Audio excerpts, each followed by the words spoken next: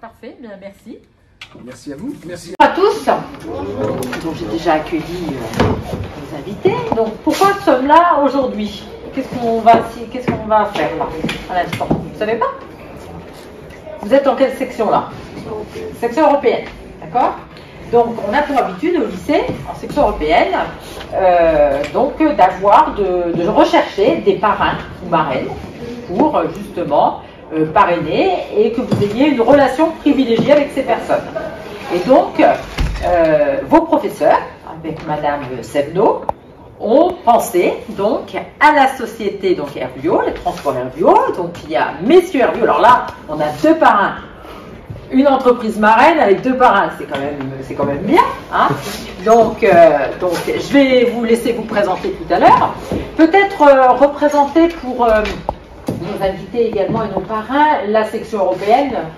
Mme Sevno, la section européenne, et puis peut-être faire le lien avec les projets européens. Tout à fait. La section européenne, c'est 1 heure par semaine.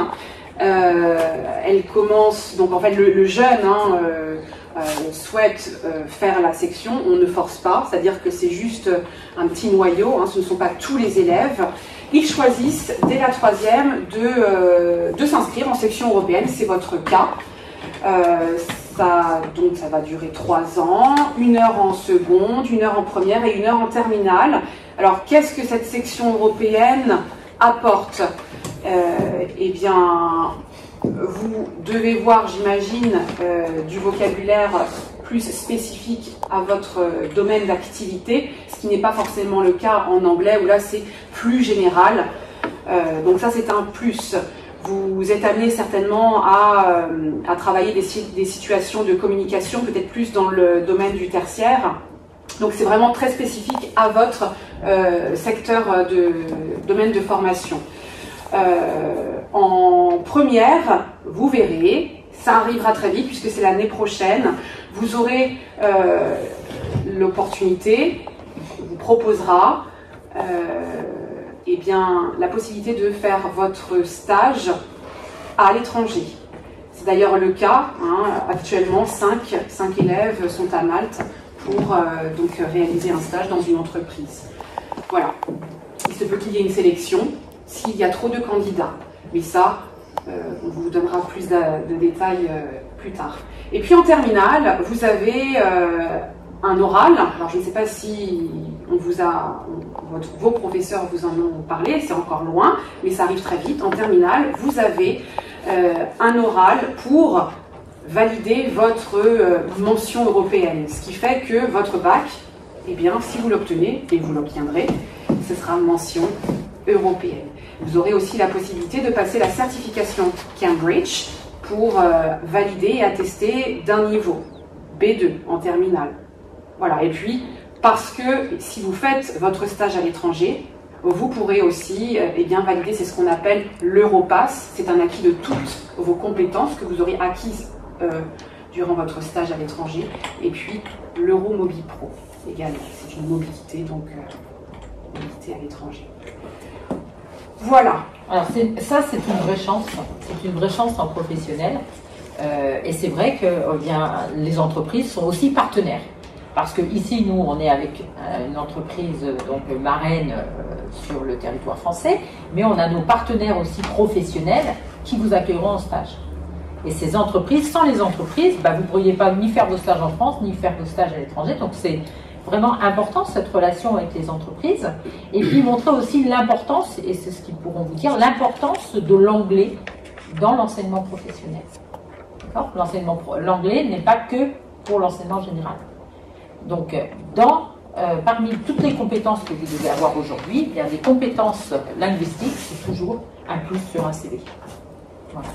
Et ce que disait tout à l'heure donc Madame Sevno par rapport au stage, c'est important, quand on va en stage à l'étranger, de se débrouiller. Si on y va et on ne parle pas, l'entreprise ne va pas vouloir vous prendre. Parce que pour vendre et être en face des clients ou travailler avec des collègues, il faut quand même parler un peu anglais, vous comprenez?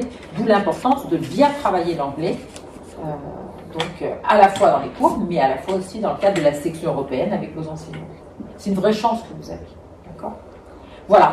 Et puis maintenant, je vais laisser la parole à nos parrains, d'accord, qui vont vous parler de leur entreprise.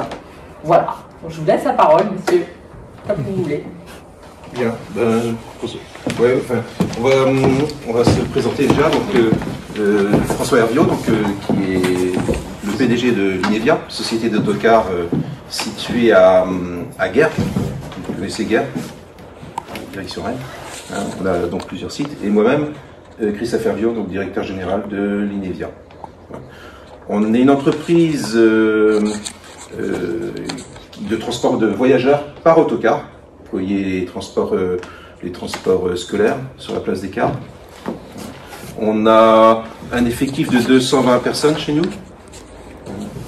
220 personnes, ça fait. Alors il y a des administratifs, des personnels dans les bureaux, à la maintenance, et aussi principalement des conducteurs de cars et de bus. Voilà, c'est 220 personnes et grosso modo 200 autocars. Alors ça nous fait plaisir forcément d'être là et puis d'accompagner ce projet que vous avez avec l'école. Parce que d'abord on est une entreprise qui fait du transport de voyageurs et on a été amené à voyager à l'étranger. Et j'aimais vous dire que la première fois où j'ai pris le volant, Christophe pareil, et où on est arrivé à l'étranger, nous, à notre niveau, l'anglais qu'on pratiquait, quand le premier contact qu'on a, c'est anglais ou espagnol, parce qu'on parle de classe européenne, on parle d'anglais, mais il y a aussi l'espagnol ou l'allemand. Heureusement, les réflexes reviennent vite et on se rend compte de l'importance. Alors, je pense que si vous êtes en classe européenne, c'est pas par hasard, c'est que vous avez forcément un intérêt pour cette matière-là. Et je pense que vous avez raison. Vous avez raison parce que là, je parlais de métier de conducteur, mais il y a plein de métiers où l'anglais maintenant, enfin, c'est quasiment, c'est pas l'espéranto, mais c'est la langue universelle quasiment dans tous les continents, quoi. Donc, je sais pas quel sera votre cursus demain. Mais maintenant, on parle de bachelor. Alors, moi, je suis dans une génération où on a fait notre bac G2 ici, donc vous voyez, on est ancien élève. Alors, c'est pour ça aussi qu'on est content d'être là, parce que voilà, on a connu ce bâtiment-là, on a vu l'autre construire à côté, on a pu l'intégrer, on était content d'y aller aussi. Voilà, mais ça nous fait aussi plaisir d'être là pour ça. Donc, vous allez avoir le bachelor, mais enfin, vous allez en école d'ingé ou en master maintenant. Forcément, enfin, vous avez une épreuve d'anglais. C'est 750 sur 900. Alors ça, c'est pour le TOEIC. Ouais, voilà. Ouais. Mais vous voyez, c'est quelque chose qui est indispensable. Donc, autant, je dirais, embrasser cette matière, je dirais, avec beaucoup d'intérêt, parce que on n'y échappe pas. Et au-delà de ça, c'est que vous avez sûrement, vous êtes notre génération a commencé, mais vous êtes la génération du tour du monde. Enfin, vous allez énormément voyager par rapport à nos générations avant. Eh bien, l'anglais vous servira aussi pour ça. Donc, pour le coup, autant sur le professionnel que sur le cursus scolaire ou sur votre vie perso, ça sera d'une grande utilité. Et ça vous ouvrira énormément de portes. Voilà, juste ça. Je dirais que l'anglais, oui, effectivement, c'est universel. Et peu importe, on n'a pas fait allemand et on est en Espagne, on n'a pas fait espagnol non plus, on sera capable en mesure de se comprendre. Ne serait-ce que pour lire une notice. Bah oui, il y a même en maintenance, aujourd'hui, il y a des notices qui sont qu'en anglais et allemand. Parfois, c'est en allemand. Donc voilà, nous, c'est vraiment de vous accompagner en tant que professionnel et d'établir un lien élève d'entreprise pour voir un peu de concret dans les situations, si on peut vous aider, voilà, sur des mises en situation, je sais pas. Et pour information, ça fait plus de 10 ans que Monsieur Bourdon, Madame Laure sollicitent une entreprise pour devenir parrain, marraine de la section euro.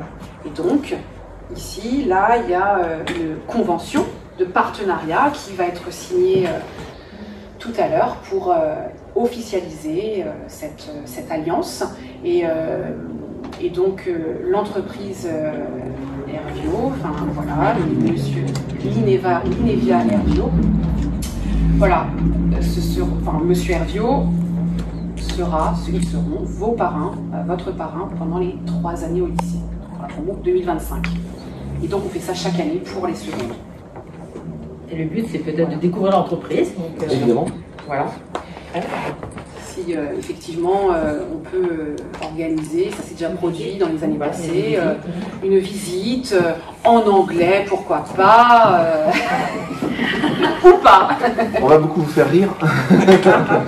non, c'est vrai qu'on pratique un peu moins l'anglais maintenant de par nos missions, mais on l'a quand même pratiqué, on le pratique encore parfois, plutôt au niveau du loisir ou personnel, mais oui, alors on essaiera si vous voulez.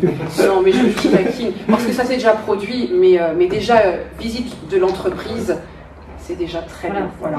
Et puis, vous avez à la fois l'aspect commercial, il y a l'aspect aussi qui est très intéressant par rapport à la maintenance. Les ateliers sont sur place également. Les ateliers sont sur place. Et en plus, on vit vraiment une transition énergétique qui vient un peu, je m'adresse aux filières techniques, qui vont peut-être faire le management de la maintenance ou ce genre de choses, mais effectivement, il y a une révolution industrielle qui se passe au niveau de l'autocar ou du camion. Donc, avec les nouvelles énergies, que ce soit électrique ou bio-GNV, etc. Donc, c'est quelque chose de passionnant, de plus en plus scientifique. C'est évident. Donc voilà, et là effectivement, enfin, je vois Julien qui était à la touche, notre troisième frère, qui avait fait une école de maintenance. Il a été faire un stage en République tchèque. Vous voyez, donc là aussi le spectre est international, quoi. Donc il y a beaucoup de choses qui sont permises justement parce que vous êtes dans une classe européenne, quoi. Ça vous ouvre des portes et sur un CV, mine de rien, ça peut susciter l'intérêt pour des métiers où l'anglais, voilà. C'est quelque chose. Et peut-être faire la différence avec quelqu'un d'autre qui, lui, n'aura pas. Dans le pays, tout simplement. Oui, complètement. On a des conducteurs, ils ont des passagers japonais. On n'apprend pas le japonais, enfin, on n'a pas le temps. Mais on parle anglais, tout le monde parle anglais. Alors nous, on pourra peut-être vous fournir des interprètes. Oui, je sais. Ça le met je saisis là. En japonais aussi, c'est une chance aussi. Bah oui. C'est une chance. Donc, mais c'est vrai qu'avec l'anglais, quand même, c'est. Non, mais ça, c'est pas partout. Vous, dans un recrutement, des fois, ça fait la différence? Un conducteur, alors pour un conducteur, oui. Pour quelqu'un qui est en commercial, à l'accueil commercial, parfois, oui aussi. Et on a de plus en plus, sur tout ce qui est ligne régulière aussi, mine de rien. Tout bêtement, on a des personnes qui sont d'étrangers et qui vont utiliser un car, un bus, une ligne régulière. Et ça peut être très bien au bureau pour renseigner un usager qui n'est pas francophone et qui a besoin de renseignements. C'est différenciant, c'est clair. Ouais. Donc vous voyez, il y a un intérêt quand même. Mais bon, si vous avez choisi la section européenne, oui, c'est que vous y trouvez un intérêt. Trouvez un intérêt et puis vous y aviez pensé déjà. C'est bien.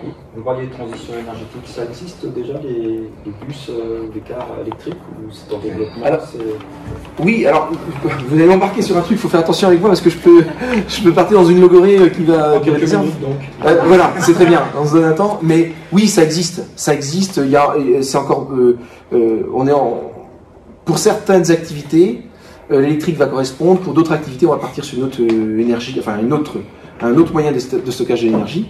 Pour l'instant, chaque secteur essaye de trouver là-dedans, je dirais, l'énergie qui lui convient. Oui, il y a des bus électriques. Nous, on n'est pas équipés de bus électriques pour des raisons d'autonomie.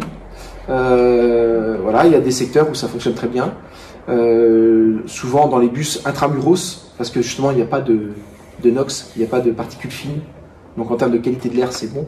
Nous, on est plus sur un souci climatique, où là, on va sûrement éviter de dégager du CO2 issu du fossile, quoi. Donc on va beaucoup plus sur le bio-GNV, et là, typiquement, on a un site, alors c'est un peu plus loin, c'est à Rennes, mais on a un site qui est bio-GNV, où on alimente nos cars, on remplit nos cars la nuit, au bio-GNV, un bio-GNV qui est produit à 2,5 km dans une ferme, où ils produisent le méthane, localement, donc on est à 2,5 km, quoi. Donc en termes de filière courte, on est pas mal, quoi. Donc voilà, enfin, vous voyez, il y a des choses. On va détailler une flotte de bus et d'autocars circulant sur une métropole, quoi. Oui, c'est sûr, oui. Ouais. Sur des marchés spécifiques. Mais demain, Rive, dans 6 mois, c'est au gaz. On roulera au bio-GNV. Le tri que vous faites au self qui sert à la méthanisation, Oui. et ben Et le donc, riz va, peut-être que ça va là où le riz vira, etc. on contribue. Oui, c'est pas uniquement ni agri ni agro, il y a aussi tout ce qui est déchets de la restauration, Ouais, mais c'est ce stations qu'on fait. d'épuration. Ce qu'on fait Voilà. sur Mais tous c'est nos très bien. déchets, là, on les traite depuis combien de temps là maintenant? Ben, depuis septembre, là, vraiment, et puis c'est méthanisé, c'est récupéré, et puis ça va en bio-GNV, et justement le riz va rouler avec vos déchets du sel. Oui. Voilà. C'est pas pour ça qu'il faut en faire. Oui. On va en faire de trop. Hein. Il faut préserver l'origine de. Mais comme quoi, tout le monde contribue. Exactement. Et quand vous recrutez en maintenance, vous recrutez sur un diplôme particulier de maintenance ou des élèves qui sont en maintenance industrielle comme nous, Alors, système connecté et tout? L'autocar, enfin, Oui. quand je parle de révolution industrielle, on est vraiment dedans. C'est-à-dire que l'époque des bleus qui devenaient noirs au bout de 3 jours. Maintenant, c'est gants Au bout de blancs. 3 heures. Bah, c'est presque ça. C'est presque ça. Je vais pas exagérer parce que les cars viennent de l'extérieur quand même malgré tout. Mais les technologies, sont poussées. Enfin, souvent la panne maintenant, elle est presque électronique. Enfin, sur un car. C'est un bug. C'est un bug. Donc il faut toujours avoir. On travaille beaucoup plus avec des outils maintenant connectés, que ce soit la valise qui est directement connectée avec la concession qui va nous aider. Voilà. Bon, il faut quand même garder son sens critique, son sens d'analyse, faut l'intuition. Il faut pas tuer cette intuition. Un petit peu c'est comme si nos conducteurs savaient conduire qu'avec un GPS. Heureusement, nos conducteurs savent lire une carte, savent qu'ils sont déjà passés là, ils s'orientent, ils arrivent. Donc faut garder cet instinct-là, c'est hyper important. Sinon on remplace l'homme par la machine. Mais malgré tout, forcément, moi je le vois, en 30 ans, comment on a vu le métier de la maintenance évoluer. Oui, ça a évolué et ça évoluera vers ça, forcément. Voilà. Et alors, dans la maintenance, effectivement, on parlait du diplôme, mais les diplômes qu'on a maintenant, c'est plus uniquement un mécanicien dieseliste en fait. Alors encore moins demain parce qu'on va passer sur d'autres types d'énergie. Et à mon avis, je dirais, il y a une forme de savoir-faire après qui permet de passer de manière transversale dans toute la maintenance. Mais effectivement, on a du pneumatique sur les véhicules poids lourds. On a de l'électronique, on a de l'électrique. Alors on travaille pas en 220, forcément, on est en 24, mais les règles sont à peu près les mêmes, quoi. Donc, ce qui veut dire que des jeunes qui potentiellement seraient formés ici pourraient potentiellement être intéressés. Complètement. Et demain encore plus qu'aujourd'hui. C'est-à-dire et là, sur la maintenance, on parle de l'autocar, mais il y a du métro, il y a demain on peut être dans le train. Voilà. Donc c'est Dans l'aéronautique. Dans l'aéronautique. Donc, vous voyez, il y a plein de débouchés, hein, et à notre porte en plus. Et aujourd'hui, le recrutement, c'est difficile? Oui, je pense que pour tout le monde, c'est difficile. Oui, c'est pour ça que je pose la question. Je pense que pour tout le monde, c'est difficile. On recrute beaucoup sur le savoir-être aussi. Ça, c'est important. Alors, ça, comment on dit en anglais? On va l'enregistrer. On va l'enregistrer. Vous voyez, tous les jours, on leur dit. Alors, vous pouvez répéter. Hein. Le savoir-être, c'est hyper important. Le savoir-être, après, l'intérêt la motivation, l'intérêt qu'on peut porter à un sujet. Faut pas être passif. Si un jour vous êtes embauché quelque part, ne soyez pas passif. Je dis pas d'être passionné, mais intéressez-vous, quoi. Curieux. Être curieux. Et honnêtement, si vous arrivez à aller dans une entreprise où l'ambiance vous plaît, le sujet est intéressant, mettez les watts, quoi. Mettez les watts, allez-y. Parce que autant ça peut être difficile de trouver le salarié qui convient, mais le salarié n'est pas garanti de trouver l'entreprise qui convient dans laquelle il se plaît. Donc il faut aussi, donnez-vous toutes les chances, justement, pour vous aussi choisir l'entreprise qui vous convient. Mais oui, évidemment. Le comportement est très très très important. L'application. Quand on vous le dit, hein. Donc là, ce sont les entreprises qui vous le disent. Donc c'est quelque chose qui est important. C'est la première carte de visite. Le savoir-être. Très bien. C'est pas un milieu triste, hein, on a de l'humour en entreprise ici. Donc, non, mais évidemment. Il faut, heureusement. Oui, carrément. Il y a du travail, mais il y a aussi des temps de convivialité, il y a des temps sympathiques. On peut travailler ensemble et être heureux au travail. Heureusement. Voilà. Mais c'est ici qu'on remplit, je dirais, ses poches de savoir-faire et aussi de savoir-être. Ouais.